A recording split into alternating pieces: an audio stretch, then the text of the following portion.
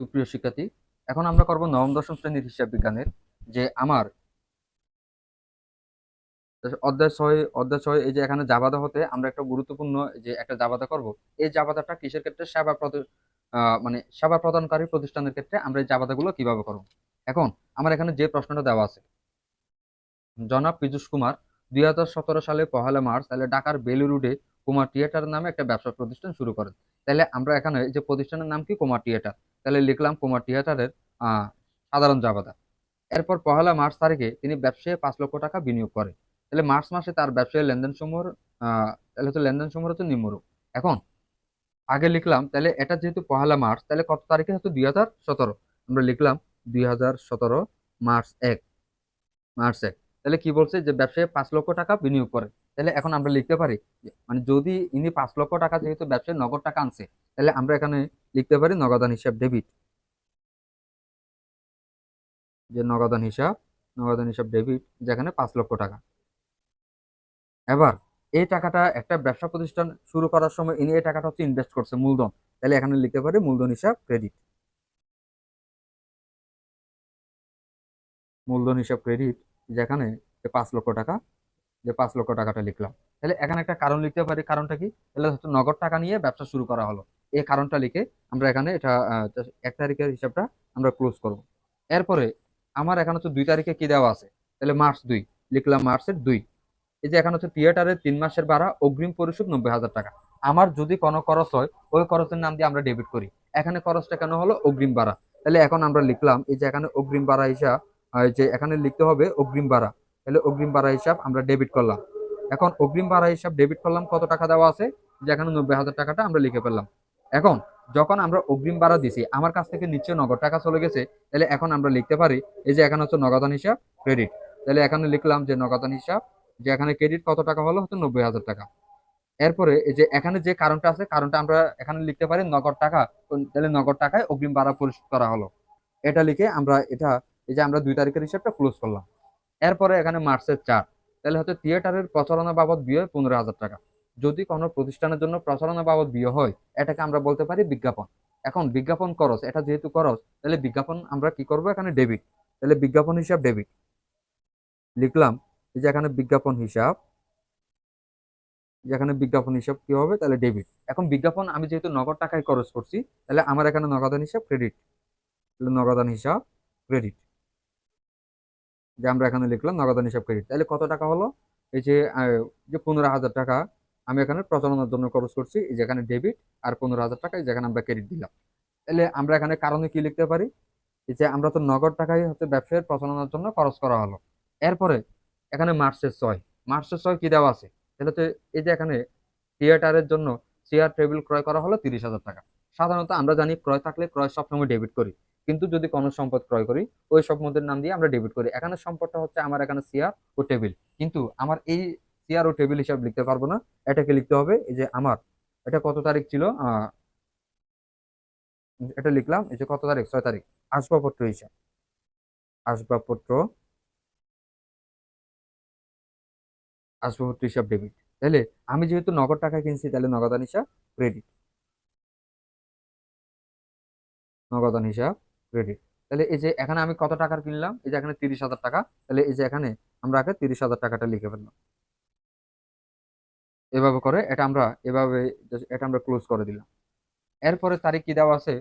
মানে 7 তারিখ, মঞ্চ নির্মাণ ও সাজসজ্জা বাবদ ব্যয় 50,000 টাকা। এখন মঞ্চ ও সাজসজ্জা বাবদ তাহলে ব্যয় যেহেতু খরচ করলাম, তাহলে আমরা লিখতে পারি মঞ্চ ও সাজসজ্জা বাবদ ব্যয় হিসেবে।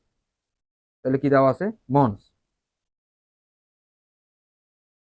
মঞ্চ ও সাজ সজ্জা সজ্জা ব্যয় হিসাব, ব্যয় বা খরচ হিসাব। তাহলে এখানে ডেবিট। এখানে যেহেতু নগদ টাকায় খরচ করছি, তাহলে এখানে লিখলাম যে নগদান হিসাব ক্রেডিট। নগদান হিসাব ক্রেডিট। তাহলে কত টাকা খরচ করলাম? যেখানে 50,000 টাকা লিখলাম, এখানে 50,000, আর এখানে ক্রেডিট দিব আমরা 50,000 টাকা লিখে ফেললাম। আচ্ছা, এটাকে এভাবে করে এখন আমরা হচ্ছে ক্লোজ করে দিলাম। এরপরে যে আমার এখানে কি দেওয়া আছে? তাহলে 12 তারিখ, শিল্পী ও কলাকুশলীদের আপ্যায়ন খরচ করা হলো 2,000 টাকা। এখন এটা ছিল কত তারিখ? 12 তারিখ। তাহলে শিল্পী ও কলাকুশলীদের আপ্যায়ন খরচ, তাহলে এখানে খরচটা কেন হলো? আপ্যায়নের জন্য। তাহলে এখন আমরা লিখতে পারি আপ্যায়ন খরচ হিসাব। এখন তাহলে আমরা কি লিখতে পারি, আপ্যায়ন খরচ হিসাব, আপ্যায়ন খরচ হিসাব ডেবিট। তাহলে আপ্যায়নের জন্য কত টাকা খরচ করছিলাম, এই যে এখানে আমরা হয়তো 2000 টাকা, এখানে 2000 টাকা দিলাম। তাহলে যেহেতু নগদ টাকা চলে গেল, তাহলে নগদান হিসাব ক্রেডিট। তাহলে নগদান হিসাব ক্রেডিট। এই যে আমরা এখানে 2000 টাকাটা বসে দিলাম। আচ্ছা, এবার এবার এই যে আমার এখানে just এরপরে প্রশ্ন কি দেওয়া আছে, যে 15 তারিখ, 15 তারিখ প্রশ্ন কি দেওয়া আছে এটা একটু আমরা পড়ে নিই। তাহলে হচ্ছে থিয়েটারের নাটক প্রদর্শনের জন্য এখানে টিকিট বিক্রয় কত টাকা, টিকিট বিক্রয় কত টাকা দেওয়া আছে, 80,000 টাকা। এখন আমি যে টিকিটটা বিক্রয় করলাম, তাহলে আমি এই টিকিট বিক্রয় করে আমরা অবশ্যই টাকা পাবো। এখন আমরা যে টিকিট গুলা বিক্রয় করলাম, এটা অবশ্যই হচ্ছে ব্যবসায়িক না, এটা অবশ্যই মানে সেবা।